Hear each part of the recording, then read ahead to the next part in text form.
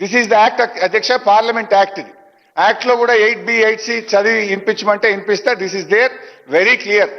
ఒక సభ్యుడి మీద ఏదైనా ఆరోపణలు చేయాలనుకుంటే ఆ సభ్యుడికి ఏ విషయంలో ఆరోపణలు చేస్తున్నారు దానికి సంబంధించిన పూర్తి వివరాలు ఇచ్చి 8B 8C కింద నోటీస్ ఇస్తేనే అది చెల్లుతుంది, లేకపోతే అది చెల్లదు అధ్యక్ష. అయితే అధ్యక్ష, ఘోష్ గారు ఇవాళ ఎఫెక్టెడ్ పీపుల్ అయిన మా హక్కులను కాలరాశారు.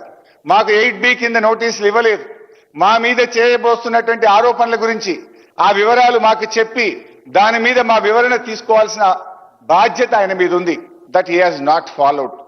అధ్యక్ష, నాకు కానీ గౌరవ మాజీ ముఖ్యమంత్రి గారు కేసీఆర్ కానీ అదే విధంగా ఇంకా వారు పిలిచిన ఇతర నాయకులు అధికారులు ఎవరికి కూడా నాకు తెలిసినంత వరకు 8B కింద నోటీసులు ఇవ్వలేదు. నాకు క్రాస్ ఎగ్జామినేషన్ కి అవకాశం ఇవ్వలేదు. అధ్యక్ష, this enquiry is conducted with procedural lapses అనేది సుస్పష్టమైనటువంటిది.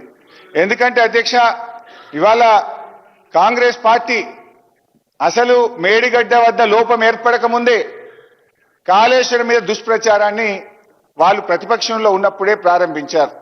కాంగ్రెస్ పార్టీ తన మేనిఫెస్టోలో కూడా మేము సిట్టింగ్ జడ్జితో ఎంక్వైరీ చేస్తామని కాంగ్రెస్ పార్టీ ముందే మేనిఫెస్టోలో పెట్టింది. కాంగ్రెస్ పార్టీ ముందు నుంచి కూడా ఈ ప్రాజెక్టు కట్టే కేసీఆర్ గారికి బీఆర్ఎస్ కి ఎక్కడ పేరు వస్తుందో అని కోర్టుల్లో కేసులు వేసి అడ్డుకున్నారు, భూసేకరణను అడ్డుకున్నారు, అనేక ఆరోపణలు చేస్తూ వచ్చారు. ఇవాళ దాంట్లో భాగంగానే ఈ ఘోష్ కమిషన్ వేసి రాజకీయమైనటువంటి కక్ష సాధింపుకు ఈ ప్రభుత్వం దిగుతా ఉంది అధ్యక్ష. ఈరోజు నేను చెప్పేది ఒకటే విషయం అధ్యక్ష, ఆ వాస్తవాలు పరిశోధనకు లోబడి చట్టానికి లోబడి ఉండాలి. కానీ అది లేదు, ఘోష్ కమిషన్ రిపోర్ట్లో ఎక్కడా లేదు. ఇది రాజ్యాంగ ఉల్లంఘన అవుతుంది. దీనికి ఒక 2-3 ఉదాహరణలు చెప్తాను అధ్యక్ష. చాలా డీటెయిల్స్ ఉన్నాయి కానీ ఐ కోట్ 2-3 ఎగ్జాంపుల్స్ అధ్యక్ష. 8B ప్రకారం నోటీసులు ఇవ్వకుండా గతంలో విచారణ కమిషన్ల నివేదికలు ఏమైనాయో ఒక్కసారి మనం అర్థం చేసుకునే ప్రయత్నం చేద్దాం.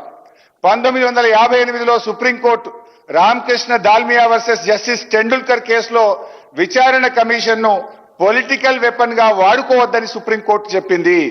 కాళేశ్వరం మీద కూడా మీరు మొదటి నుంచి చెప్తూ వస్తున్న గ్లోబల్ చరిత్రను చూస్తే ఈ కమిషన్ రిపోర్ట్ ను మీరు పొలిటికల్ వెపన్ గా వాడుతున్నారనేది సుస్పష్టంగా అర్థమవుతా ఉంది.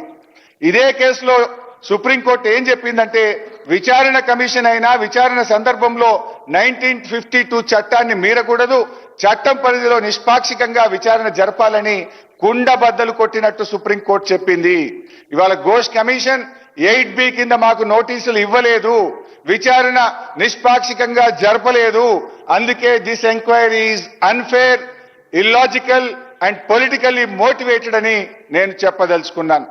అదేవిధంగా Kiran Bedi versus committee of enquiry 1989లో Kiran Bedi versus committee of ఎంక్వైరీలో 8B కింద నోటీసులు ఇవ్వకుండా విచారణ చేస్తే ఆ రోజు కోర్టు ఏం చెప్పిందంటే this report should be null and void, it is illegal and it must be ignored అని ఎవరు చెప్పిండ్రు?